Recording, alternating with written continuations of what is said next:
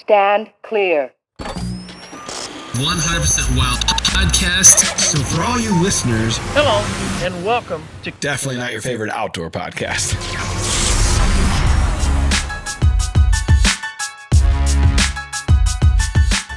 Hang on, it's ringing. Yeah. Deer season customer support. This is Tim Chelsvik. I'd like to request a refund. Yeah, I need one of those refunds too, Tim. So this is the 100% Wild I'm Podcast. just satisfied. You're a crappy hunter. I'm a crappy hunter. We got a good hunter on today. 75% wild right now. In the bio of the show, it clearly states that we're not very good, and we have great guests on that are very good. Yes. You're Tim Chelsvik. You're Matt Drury. And the season's officially over. Yeah. And honestly, I couldn't be happier. It's definitely a relief. Like, I don't feel the need, like, oh, I got to figure, I'm looking at DeerCast to see when I can go out next. And because it's a grind. The late season sucked. It was so warm. Outside of those few days right before Christmas, the late season really was warm in general, very mild. And that killed my late season strategy altogether. I mean, it just, we're in the St. Louis area and it never really got too cold. So, it just sucked. Well, the weird thing for me was I had a few new shooter bucks show up right on the edge of daylight that kind of gave me a little bit of hope. Like, they're just messing with you. It's just Lucy holding the football for me. I'm going to go for it again. And it didn't happen. Well, so the last couple of days of the last 2 good days of the season, I think it was like the 12th and 13th or something like that. I had to go to Indianapolis for the ATA show, just a kind of a quick pop in.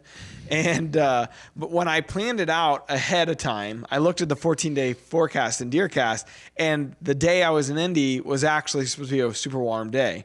Well, by the time the 14 days came to fruition and rolled around, it moved up a day, and it was the cold front. One more proof that DeerCast is fake. Yeah, so Scott went out and he hunted with Ben, and they didn't have any luck that night. Well, the next night, so it was that I couldn't hunt that evening either because I was heading back from Indy. I told Sky I needed to go. Well, somebody, I'm not going to name names, somebody allegedly who doesn't listen to this podcast anyways, so we're safe, set a meeting up internally, and it was for 3:30. So Scott didn't go, and I'm not even lying. On the Reconyx cameras, his shooter popped out, ran to the blind, literally ran to the blind he would have been sitting in, and fed underneath it for the last 10 minutes of daylight. In the pants. It was Friday the 13th. So that was his last. That was our last hunt. Oh, brutal. Yeah. Well, great way to end the year. Yeah, I was able to take a couple does here at the very last of season, which is great. Feel the freezer and everything. But I was up last night, so I processed them. I think I killed on the 4th and the 7th, and they've been sitting in the fridge ever since. It's so much work to process your own deer. Every year I'm like, maybe it is worth paying someone to do this. Yeah. Because I was up till 9:30 last night just trimming fascia and fat off deer. But you're just such a better man, Tim. Well, I don't know where those points are gonna come from. Nowhere. Certainly not from your wife. Yeah, because I even made venison chops last night. I saw that. Look good. They were so good. Can't wait to try some of your leftovers today. I brought one for you. I knew. I needed it. You always do. Thankfully, you're the only way I can eat any deer meat. And I made it I plated them up real nice, and I was like, hey, Beth, I got venison chops. Oh, who cares? She's like, I'm working on something. Hold on a second. By the time she got to them, they were cold. It's just not the same. They were steaming and still sizzling from the cast iron. As Cameron Haynes says, nobody cares. That's true. I should no longer be surprised. All right. So I am looking forward to today's podcast. We have a special guest with us that I've been wanting to have on for a long time now. We just failed on our end to ask her. So one more in a string of failures. Yeah, we're good at all these failures. So dialing in from Iowa, we've got big buck killer Dawn Jensen. What's up, Dawn? Hi, guys. So we needed to have a guest on that knows how to kill deer. Not only knows how to kill deer consistently, but knows how to kill big deer. I mean, every year I'm always amazed because it's not just one and done. You're always killing at least 2 big bucks, and most of the time you're self-filming. So I know Tim deals with that a lot. Like, I can't imagine the difficulty there. But the other thing that always impresses me is the work and effort that you're putting in on your own to dial in on these whitetails. So I thought it'd be fun to have you come on. You had another great year this year. I think, did you kill 3 different bucks, and then you filmed Bo kill a really nice deer as well? I did, yep. So Dawn's on Critical Mass. This is, I think we're filming, season 6? 5 or 6? I think 6. And 6, I think. For 6 years, Dawn's been the most consistent big buck killer on the cast. So we got to know, what's the secret? Asking for a friend. Oh, gosh. I can't give away the secret. Come on now. Damn it. A short show. Probably just, Iowa's notorious for big bucks, and we're just in a really great area. So along with that and managing our property, that's basically the secret. So when you go into it, because are you from Minnesota? Is that right? I am. So Minnesota. So when you lived up there and growing up, did you hunt then? Or I know you and Bo have been together a long time. Is it once you guys got together, you started hunting and kind of got bit with the hunting bug? Yep, that's basically it. My family was not a hunting family. We lived in town, stuff like that. So, like you said, I kind of got bit with the bug when I met Bo and was just around it. Just piqued my interest, got me into it, spent a lot more time outdoors, watching people hunt and stuff. So I wanted to do it. So I just did what I had to do. I got my hunter safety certificate, and the next season I went out and Bo helped me get a doe. And Dawn, what was it that appealed to you? Because becoming an adult hunter is not, it's kind of a rare thing. Oh gosh.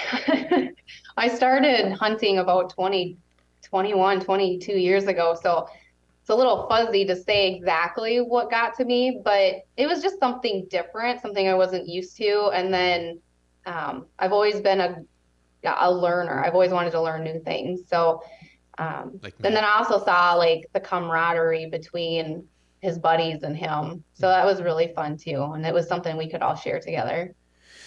So as you've evolved and continued down this kind of hunting journey, about when did you start? Because I know, the two of you, and I know that Bo cuts you no slack. Like you're out there hanging sets, you're out there dragging your deer, you're gutting your deer, you're doing all the work, and there's no shortcuts.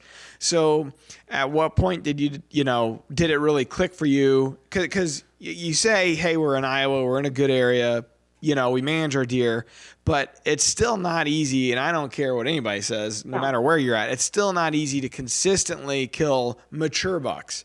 So what is it that I think, sets you apart from, is it time spent in the preseason? Is it the preparation and food plotting, or do you guys even do much food plotting? Like what is it that sets you apart there? I don't know. I feel like we do a lot of the same things that a lot of hunters that are really into it do. I mean, we're scouting all year long, whether it's, picking up sheds, putting out cameras, driving around in the evenings to try and like put our eyeballs on these animals in the late summer. But we're also doing our own food plots as well. I mean, we're trying to strategize where on the farm to put what fields, which one's close to the bedrooms, which one's, where we want our grain for late season, stuff like that. And then it's just, you just gotta go in and basically pick, where are we going to hang our stands? Where are we going to put up our blinds? There's a lot of work, as you guys know, that go into it. I can't say there's like one specific thing that sets me apart or sets us apart from anybody else. You just got to put in the work. You just got to do your homework, do the actual work, and then you hope you're right, I guess. Well, I was rewatching one of your archery hunts, and it was a self-film hunt. You heart shot this really big buck, and just the presence of mind you had to pick up the tripod, move it over to another window after the shot to get the deer going, which you got him going down. I think you deserve some kind of award for how you filmed that, because that was really something. Well, thank you. I mean, self-filming is not easy by any means. I wouldn't say I was forced into it, but I kind of had to, because I didn't have a cameraman. So if I wanted to get out there and hunt and I also wanted to film it, I kind of just had to buck up and do it. So like I said, or you said, I have a camera on a tripod. I have a couple of different angles capturing what's going on in the blind. And when I'm self-filming it, I don't want to just get the shot. I want to try and like get as much of the hunt as possible. So I honestly can't even tell you like in the moment if I'm processing that and I tell myself to pick up that tripod, it just happens, you know. It's award-winning footage. So always, Pete, was something that always stuck with me. Pete Shepley always said, give yourself a task or, you know, something to do when the deer to kind of help with, you know, buck fever or anything like that. I wonder if, you know, self-filming is so difficult. I wonder if you're so focused in on the elements of producing the hunt that it allows you, like, I don't know if you get buck fever. Some people just don't as bad. But if you're so focused in on trying to get it on camera, if that's helping to calm the nerves, because, I mean, maybe you're just not turning it in, but I've never really seen you take a bad shot, you know, so. No, I think you're right there. I think it gives me something else to think about. So then I don't think about being nervous on my shot. Now that you say that, I can think back and there's many a times where I've been a hunter a really long time. You kind of just go into like autopilot mode, I guess, because you've been doing that for so long that when you have the production part of it to think about, that autopilot's already going. Now you're just focusing on capturing it on film, and it does help with the nerves, I think, a little bit for me. So on your set, how much poundage are you pulling on your archery setup? Last I checked, I think I'm about 50 pounds. So, you know, are you looking at a certain yardage as far as taking a shot, or is there, you know, what's kind of your comfort zone when you're out archery hunting? When I'm hunting, I typically like to have everything within the 40-yard range, Yeah. give or take. So That's where my comfort zone is. So, you know, you have a daughter, and how old is she? 3, 4? Nah. She's 3. 3. She's 13. So, I mean, how much time do you realistically get to practice shooting your bow? Because that's something I found once we had kids, that it was harder to find the time I used to have to just go out on the range and shoot however long I wanted to. No, it's definitely difficult. You know, before I was thinking, oh, I'll shoot when she takes her nap. Well, there's so much stuff that needs to be done throughout the day that when nap time comes, like shooting my bow ends up being one of the last things I think of. But I definitely used to shoot a lot more than I do now. But now that she is getting a little bit older, I can task her to like watch a movie or play with some toys, and then I can sneak out for a half an hour increment and shoot my bow a little bit.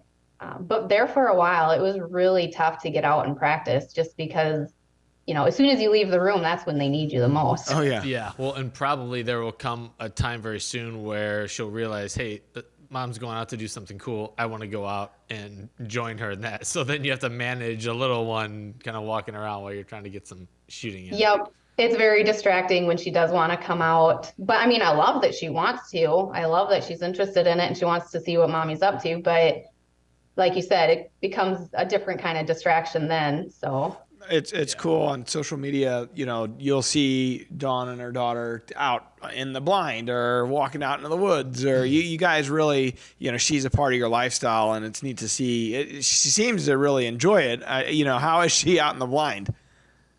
you know, we took her a couple of times last spring and we were turkey hunting, and she was not very quiet. So we really didn't expect to kill a turkey or anything at that time, but it was more so making the memories and getting her out there to see what we're doing.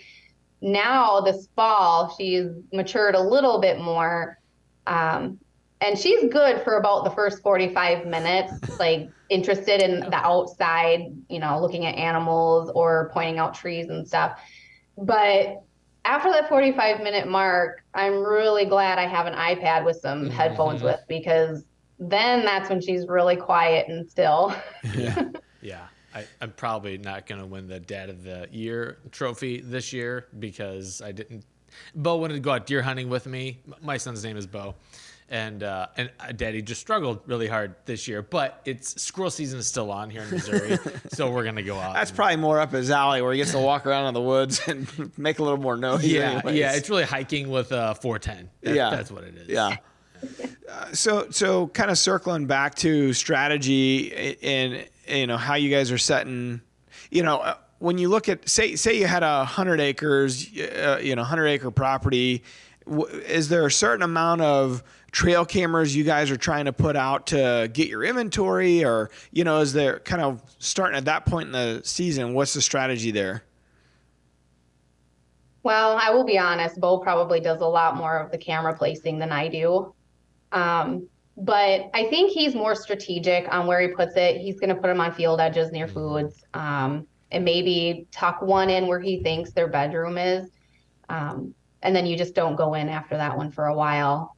But Cell cameras helped you in that regard, I'm sure. Oh, definitely. Yeah. Yeah. Are you guys even running many regular cameras anymore? I find myself almost totally out of, I have a couple, but I have a hard time using them anymore. Actually, we do still run quite a few of the regular cams. Yeah. So are those the ones where it's easy to go in and check? Yeah, basically. Yeah. You and Bo ever get a little competitive about bucks on the property? Oh, little is an understatement. Yeah, we do. Let's dig into this. Yeah. So what happens because the deer you killed were not small deer. How did those conversations go down after the fact? Actually, really well, to be honest. He's actually really good and supportive of me going after some of these big ones. He had a really big one. He was after early season, and I kind of just backed away and let him have it. But that kind of pigeonholed him to like one area and one deer. So I was more open to roaming around the farm and just picking whatever's in that part of the farm. Yeah, sure. So as you guys kind of establish, because I know he's, you're saying you're competitive, but I'm sure you're both very happy for each other when you guys are killing these deer because you know how much effort and time each other is putting into it. Is he in this? He's not really filming. I know you filmed one of his hunts this year, but for the most part, he's not really filming much of his stuff, is he? No, not really. So that does make it a little bit easier to just pick up and go out and kind of gives you a little more freedom to hunt tree stands and you know what I mean? I'm sure it makes it a little bit easier. Tim's looking at me like, no, it doesn't. Like I would live for that. For sure it does. And he kind of gives me crap all the time. Like, if you weren't filming, you could go to this spot and sit in this tree and it would be pretty easy. This deer will probably walk by. But next time he tells you that, just tell him Matt said to shut up. Well, I did try a self-filmed tree hunt this year, and the spot that I went to, he had really trimmed that tree out. So it was really tough. And I had a deer come in and it was within 40 yards. And I was just like, I was stuck. I couldn't move because there was nothing concealing me. And there was no way that if a big buck came in there, I was either going to get it on film or shoot it. It was going to be a bust. Yeah. So that is something that I noticed. most of your hunts are in a blind, which that's basically like Mark. All his hunts are in a blind anymore. I don't know if I don't think he's hunted a tree stand in a couple, 2 or 3 years that I can recall. Yeah. Terry still hunts quite a bit out of the stands, like especially during the rut and stuff like that. But when you're filming, especially if you got a tripod, that makes it so much easier to get away with some of that movement to be able to move the camera where you need to. That was it last year? I'm trying to think back on Critical Mass where you had a hunt where I feel like you actually picked the camera up and like you moved it forward to get a shot of the deer right under the blind. And then it was big deer. Yeah, that was last season before this last one. And that was on my Jaywalker buck. He was coming in so close to the blind and I wanted to capture that because, people say, oh, I had a deer right underneath me. Well, sometimes you don't get to see that. So I wanted to kind of capture that a little bit. I pushed my luck a little self-filming, trying to do that kind of stuff because I'm not sure if you saw the whole segment there, but I did kind of bang the blind with the tripod leg, and he kind of jumped a little bit, but he was still so focused on that decoy that it didn't scare him off. And that's the thing, like that's what stuck with me, because we here where I'm hunting, the leases that I'm hunting, we can't hardly move. And even in a blind, you're like, oh no, it's soundproof and they can't see you. It's like I feel like they have a sixth sense in this place that I'm hunting. And here you're moving the camera almost out the window. And I was like, how the hell is she getting away with this? Oh, I was just lucky he was focused on that decoy. If it was any other situation, I probably would have gotten busted. So do you use a decoy a lot? I mean, I tried this year quite a bit, and if there's no does around, I find that I have decent luck with it. But if there's a doe, a group of does come in, I feel like they just key in on it and just do not like it ever. I have the same experience. Yeah. A lot of times when I go in, I'm hoping that I don't have a bunch of does come out, but yeah, when does come out, they kind of just freak out about it. I don't know what it is. It's the bucks don't mind it so much, but the does, they don't like it. So are you using a real, like a real head, like a taxidermy head on your buck decoys, or no, just using a straight decoy out of the box decoy? Yeah. I mean, I'm self-filming, and when I use a decoy, I'm also carrying that in too. So I don't think I could strap a mount on my backpack. No, you're probably right. Because I mean, even when Scott and I do it, it's a handful of stuff for both of us. But because he's usually got his crossbow, I usually got my vertical bow, plus the decoy, plus the head, plus all your shit in your backpack. It is a haul, especially if you got a ways to walk in. Right. Yeah. I feel like a Sherpa. What about doe management? Do you guys do much of that? And what are your goals for taking a few out? Previous years, yes, we do typically shoot plenty of does. Friends come in, we tag them. I mean, we love filling our freezer.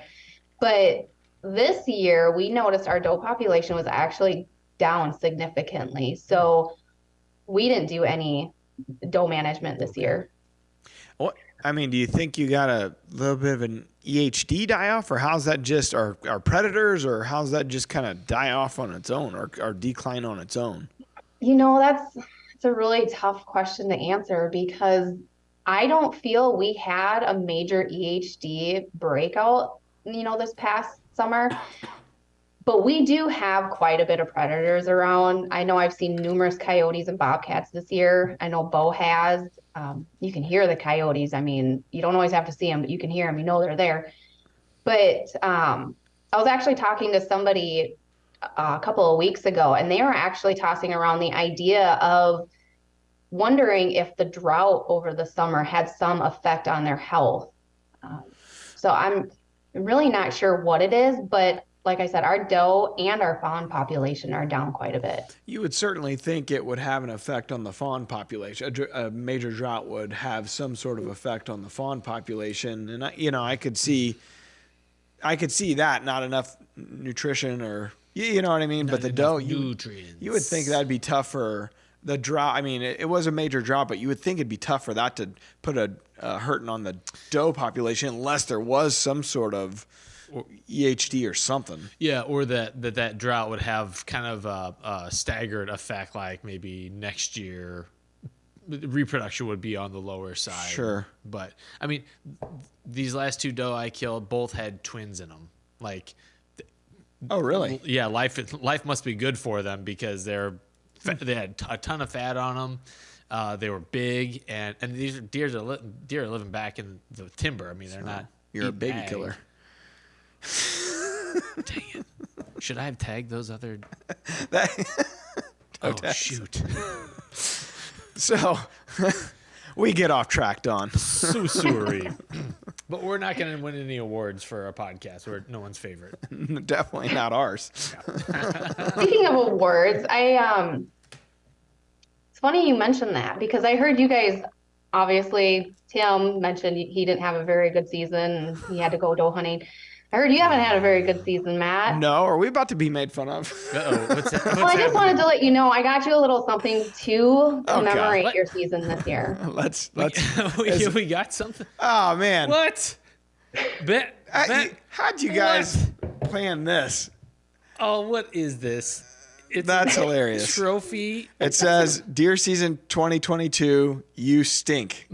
and it's a little skunk. Did you guys get skunked this year? Yes, in Missouri I did. I went up to Iowa and screwed that up. Oh, well, that's fabulous. Did worse than getting skunked. I hit one of Mark's deer poorly, and we found it, but it took a while. So I don't know, man. We had a tough season, and I don't really have any good reason why. I mean, we had a couple early encounters, but man, once the gun season's hit, I never saw another shooter in daylight.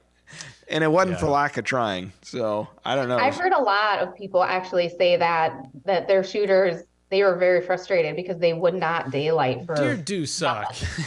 Before the season started, Terry was talking a lot about the moon and how screwed up the moon was, and he felt like, even though he had his best season of his life, he felt like it was going to be a very difficult season, and the moon was just kind of backwards for the timing of it through deer season.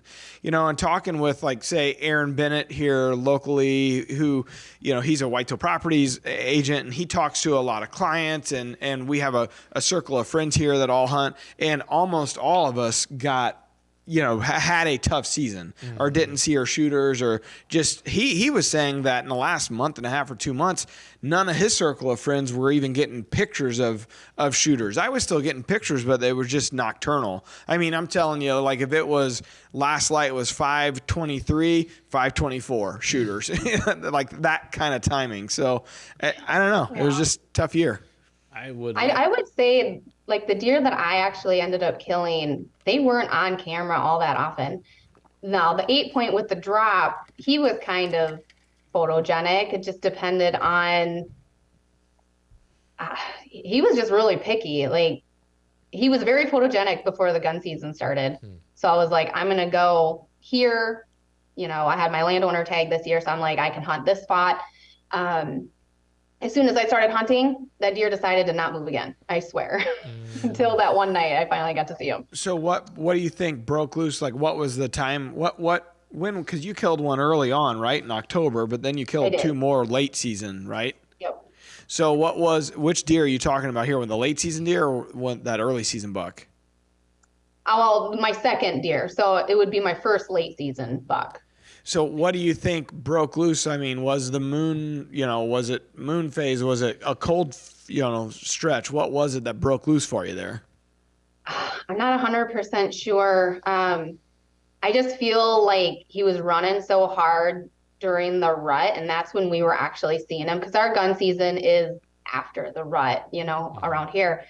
And I feel like he kind of just went into that hibernation mode after the rut. So, like, he just needed to recharge, kind of a thing.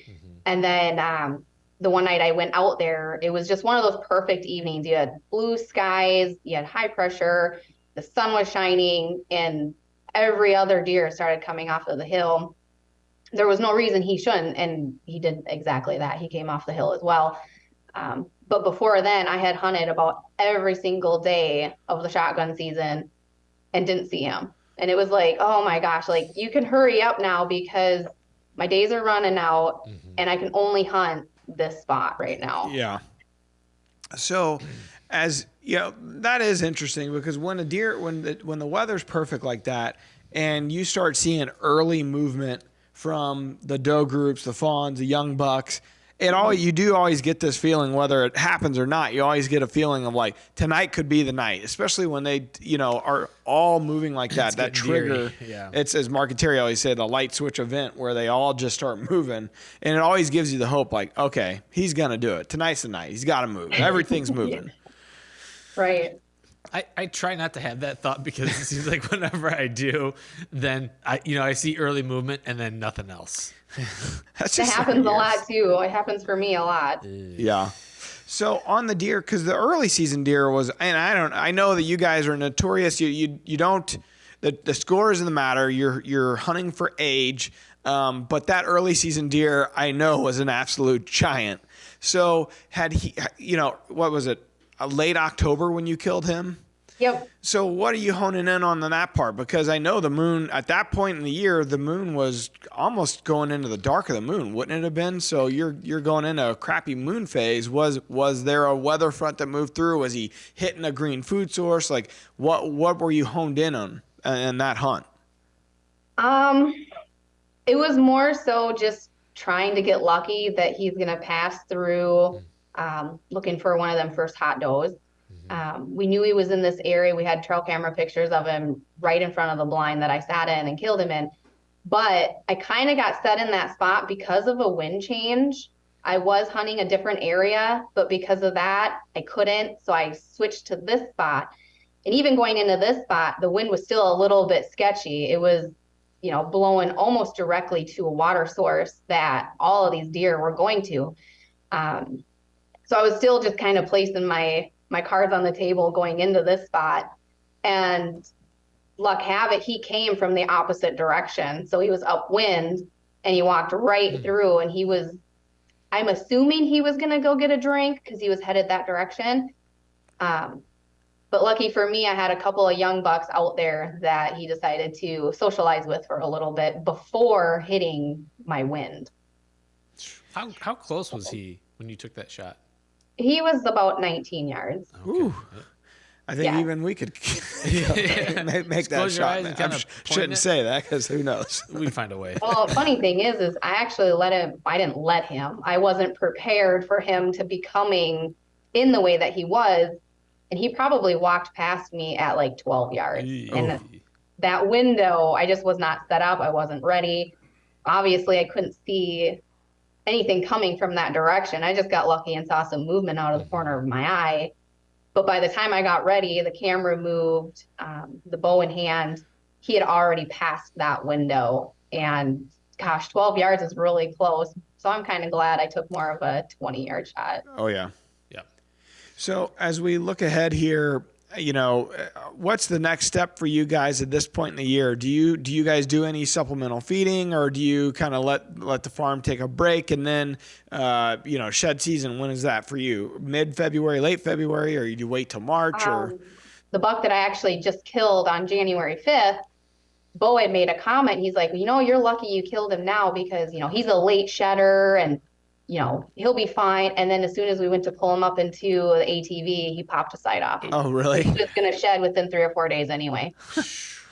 That always amazes me. I noticed Lee and Tiffany had a couple deer that happened to this year, and the team throughout our history have had a few of those happen where they go up to recover the deer, or the deer ran into a tree on his way to expire and popped one off, and it's always crazy this time of year. It's a crapshoot, really.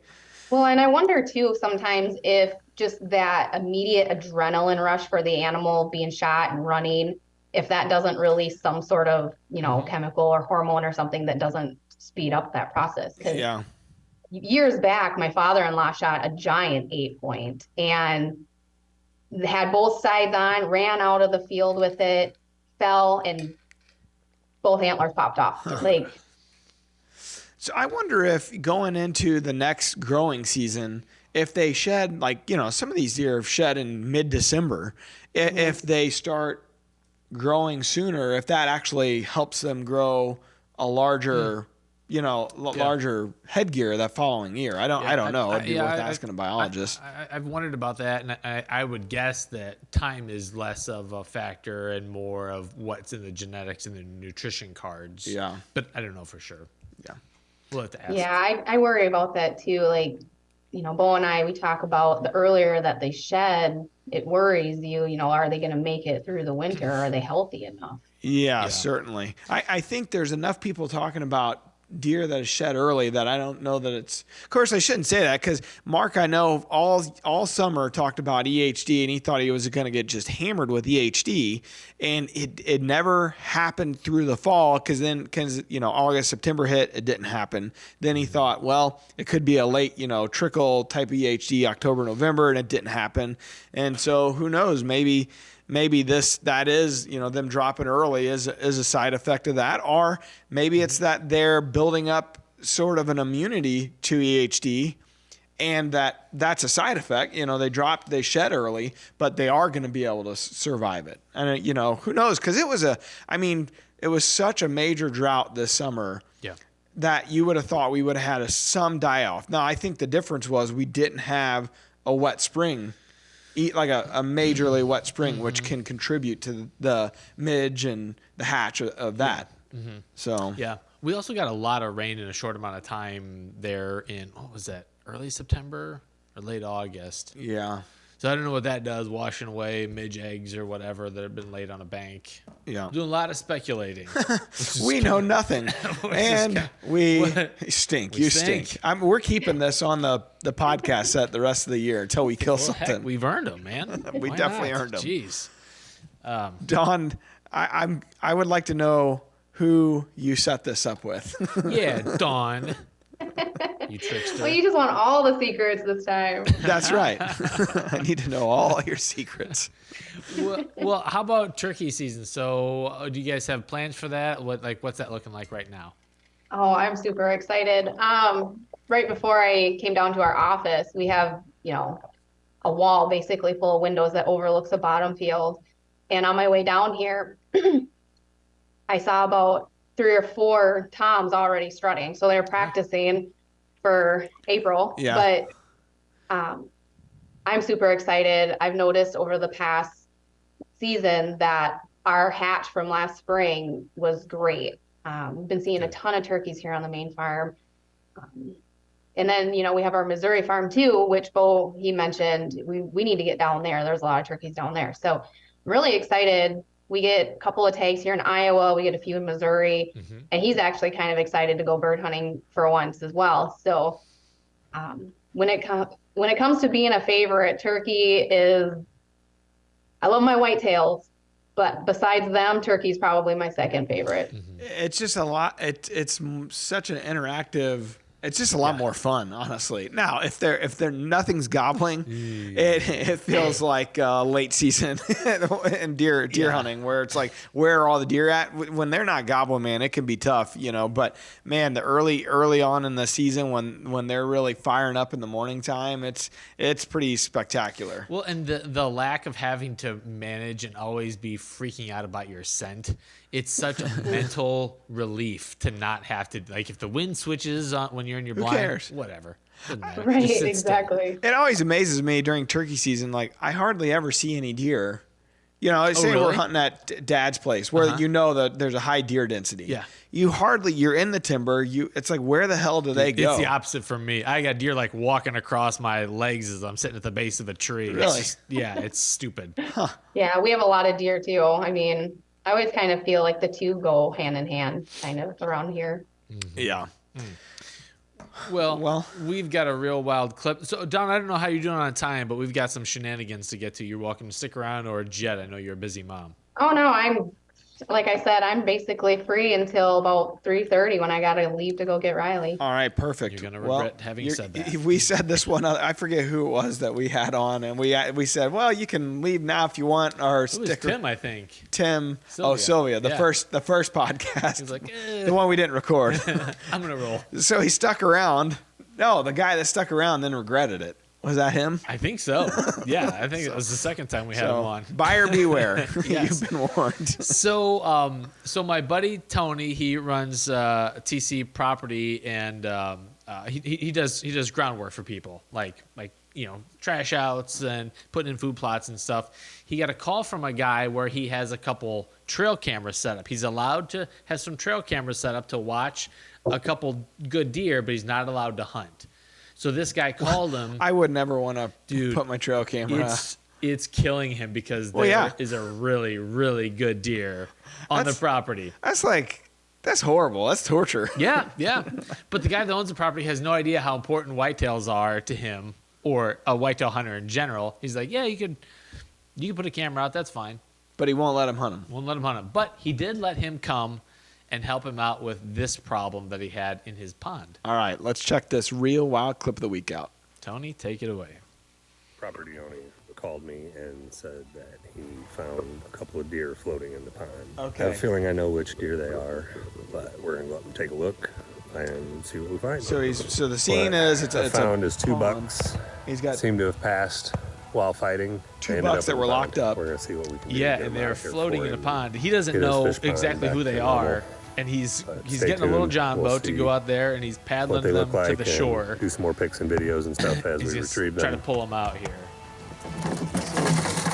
oh, pretty nice. Yeah. He's got him tied up with a rope, and he's dragging him to the shore. And, oh my goodness! He's got a tact cam on his head. So, Yeah, he's got we're a- out here today, Oh Outdoor my. shirt on. suburban Dang. St. Louis County. That's a on lot of property that antler. I brush hog.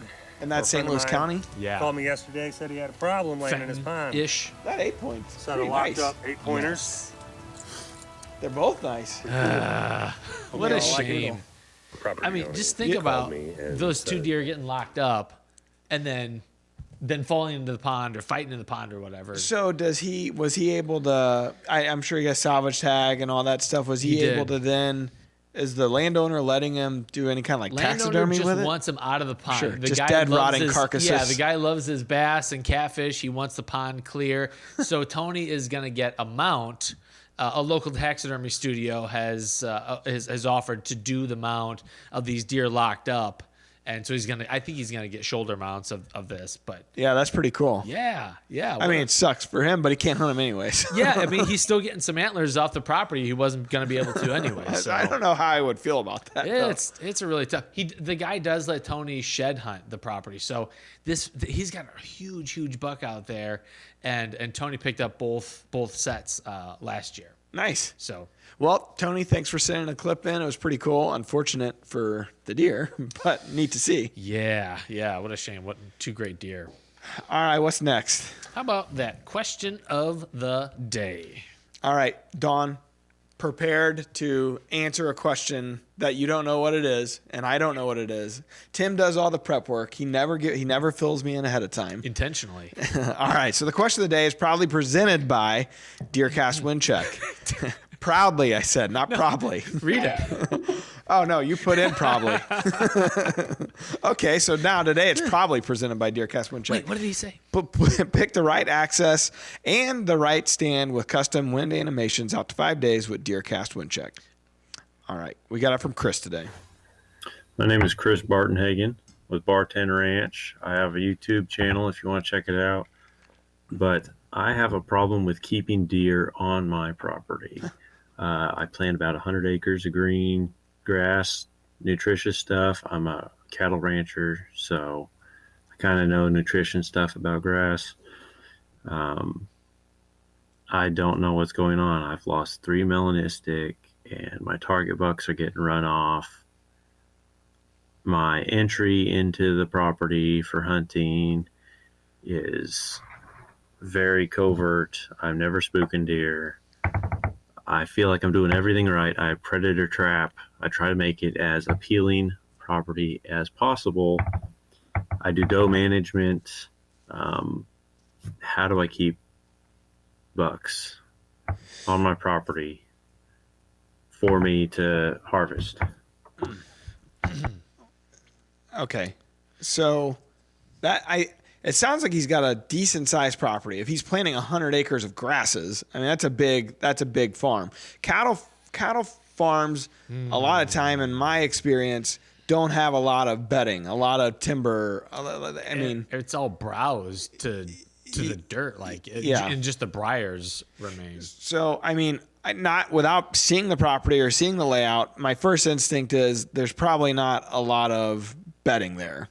And my second instinct would be, I wonder, he's got all this grass, but he didn't really dive into what exactly. I mean, it may be nutritious for the cattle, and certainly deer would graze on that kind of stuff, obviously. But is it specific to the types of thing that a whitetail likes? And I have a little bit of an experience with this from one of my leases that runs cattle on it.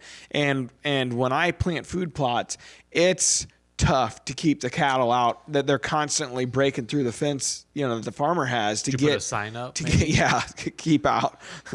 They didn't seem to read it. But it is interesting. Like once they smell that, man, or get a taste of it, it's hard to keep them out of there. So I don't know if he's got the ability to really fence something off or get something kind of away from where the cattle are that's specific to, clover or something that deer, radishes or anything that whitetails really hone in on. There is a difference between that and just a grass that might be nutritious for the cattle. Yeah. So those would be my first kind of takes on it without knowing anything about his property. Yeah. Dawn, any suggestions for our buddy Chris? I mean, Mark or Matt kind of hit on it. I mean, you have to have something that's palatable for the deer. And I agree when it comes to cattle farms. I mean, deer and cattle don't really mix that well from my experience. They'll go through the pasture, but they typically don't stay in there when there's cows in there. We've had a lot of deer not stay on us either. And sometimes they just have their summer spots and their fall winter spots. So Yeah. I don't really have a good answer for him, but maybe try something that's more palatable. Maybe some TSI work. I know it's cattle ground, but maybe make it more comfortable for the deer. Yeah, and it probably wouldn't hurt. I mean, to understand what your neighbors have that is potentially drawing the deer. We also don't know the number of cattle he's running because it could be he just got so many that the deer just kind of feel pushed off at some point. On that Ellsbury lease that we have, there's a little tract of timber, and it's actually fenced off, and that's one of our best rut spots. Yeah. But it's fenced off from the cattle, and it's thick as hell in there. I mean, it's a good bedroom. Hard to hunt, though. It can be. But during that time of year, just getting in there. The hard part about hunting it is getting, you could trim your lanes all you want, but they pop up on you so quickly because it's the undergrowth is so thick. Yeah. But that maybe it's that there's a section of timber that he can, like she said, TSI, but then fence off or something. I don't know. Without seeing it, it's really tough to give him great advice on it. Yeah. I think Chris's YouTube channel is a series of humorless comedians that he highlights. Bar 10? So, I'll have to check it out. Don't expect to laugh. Okay. Humorless comedians. They're not funny. Tim, I never, much like you sometimes. No, wait, that hurts. And it's true, but you didn't have to say it. God. All right, palate cleanser. It's wildlife word time. The wildlife word is absolutely brought to you by Live Doppler Radar in DeerCast Maps. See current and forecasted precipitation animated directly onto your hunting areas. Okay. So, Don, I'm going to give you guys a term, and then it's a multiple choice, and you get to guess which definition is the actual. And the guest always goes first so that I can cheat and use their answers. Because I don't know the answer. Okay, here's the term. Antlerogenesis is the term for what biological process in whitetails? Is it A, when a doe's sister has a fawn, making her an ant? B, when they collaborate with Phil Collins? C, antler formation? Or D, clearly this is a made-up word? What was the word again? Uh-oh. Antlerogenesis. Never good when we're starting out that way. I mean, I want to gravitate towards the one that sounds educated, which is the third option, but I guess I really don't know. Yeah, I'm going to go with C as well, antler formation. Okay. You are both correct. Well, we're smart people. We're clever people. Antlerogenesis. I'm practically a doctor of idiocracy. I watched that movie a couple months back. Idiocracy, yeah. A lot of this is True coming now. to fruition. Yeah, I know. Yeah. That's Mike Judge at his finest. Yeah. We need some shout outs from you guys. We don't have any Just currently? sitting there, Oh, man. consuming the show, enjoying it. So how do they without leave a giving shout out? back. They can do it on Apple Podcasts. Give us a rating. Give us a review. All right. Well, if they listen on Spotify, Tim. You can do it on Spotify also. Those are the only two platforms I'm aware of where you can leave reviews and ratings. They better be good ones. Yeah, we will come find you. Yeah. All right. So last piece here, Dawn. This is the part of the Here we go. podcast where are you in the? I always ask every Drink Outdoors team member. My batting average is pretty crappy here at this point. Yeah. But are you in the Rack Pack? It's a Facebook group. I am not. Okay. Well, I will say this. You and most of our team are not. You're in good company. But what it is, it's a Facebook group. It's a private Facebook group Very private. that you can that you can join. And it's basically our audience, the listeners of the podcast. And a lot of shenanigans happening over there in the Rack Pack. It's just a cool spot to kind of see people put their hero pictures or ask questions or anything like that. So We've had a rash of people try to get in without answering the questions. What's that mean, Tim? It means that I'm trying to protect you all from unsolicited spam because there are fake Facebook accounts that are like, hey, we have 2 pallets of ammo and it's at discounted rates. Are they like, hi, you're cute? Well, those I assume are real. Yeah, those all get in, In right? fact, I am corresponding on my Facebook profile right now with a young lady named William Jameson. The profile, she's very pretty. She's very pretty. Her name's William. William. And I was Son. like, oh, thank you for your offer of friendship. Please tell me what I must do to. Are you experience more of lonely? this. How do you know? Are you asking, or this is part of the bit? So anyway, the Rack Pack, every week we read, Tim lists out a bunch of new members that join the Rack Pack on this here sheet of paper. Every week I read the names. I usually botch most of the people's names. Yeah. And every week there's a fake name amongst the group that I have to kind of weed out. So before I say the names, I do want to say I met several of our Rack Pack members. Any fakies? No, they're real people. Okay. At the ATA show, I was only there for like not even 24 hours. Yeah. And I probably met, I don't know, 5-10 people that were Nice. listeners and on the Rack Pack. One of them being, I think his name was Lucas Kincaid. Yeah. Hunting And- on the edge. Yeah, so this real quick, the story. I'm walking through the trade show. This kid comes up to me, and you could tell he wanted to say hi. I'm talking with Tim Wells' daughter, Sydney. Yeah. And we were just talking about some of our mutual business partners. And he came up, and she goes, I thought maybe he would be coming up to talk to her, which is That's what I would natural. do. This is what you should be doing, Lucas, by the way. He came up to talk to me, and he wanted a First picture. mistake. And Sydney had to take his picture. And I asked her, I go, I wish there was somebody here to take the picture of you taking the picture of me, because usually it's the other way around. Yeah. So, Wow. yeah. You were the belle of the ball. Yeah, Lucas has poor taste, and Clearly. that's, so sort of share that funny story. Anyways, so here's the names. We got Ty Kretz, Mark Locke, Charles Armstrong, Melatonin, fake name. Got it. That was easy. Whoa. Tim, make it harder. Brian, Alan, shut up. All right, Brian Welcher, Stefan Landry, Stefan, really? Is that? I don't know. It could be Stephanie. But there's okay. There's just an E. There's no IE. Who knows how names are formed? Deborah Cass, Hunter Hennigan, I like that name. Good old Hunter Hennigan. Begin again. Jared Otta. All right, that's Jared it. Otta what? Fake name, Mel Atonin. Brian Welcher. So Dawn, this is the kind of stuff you're missing out on. It's pretty exciting to me. I'm in the middle of nowhere all the time. That seemed disingenuous. That did seem. Well, melatonin is important because right now that's the beginning of the chemical cascade that signifies a deer to pop its antlers. Isn't that also something that helps you fall asleep? Mm-hmm. Yeah. So I thought you said it was important right now because the audience is falling asleep. That's also true. God bless you if you're still listening at this point in the show. Yeah. Hey, I want to say Hey. we did our year-end numbers, and the podcast skyrocketed this year. Why are you laughing? This is true. This is a true story. It is true. It just continues to be unbelievable to me. That people listen and more people join and listen. Yeah. Yes to all of that. And that we still don't get any promotion from our own company. Yeah, we are the little engine that could, that is trying. And I could say all these things because no one within our company listens. Sometimes there's casual swearing on the show. No one bothers. No. So. We will be doing a few more fan shows.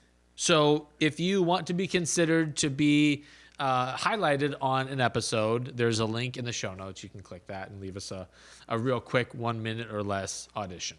All right. Dawn, before we depart, is there any words of wisdom that you can leave us with. You're killing deer consistently every year. We cannot do anything consistently other than the podcast weekly. So, anything, any help. Do better next year. I don't know. That's Quit the same sucking. thing Mark told me. That basically is the same thing he said. Don't give up. I mean, Oh, I want just to. because, hey, I've had years I got skunked too, or I shot one, or, you whiff it once in a while. I mean, are you even a real hunter if you don't have a crappy year once in a while?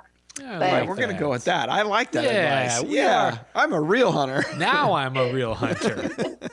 I'm a real crappy hunter. I'm a real boy.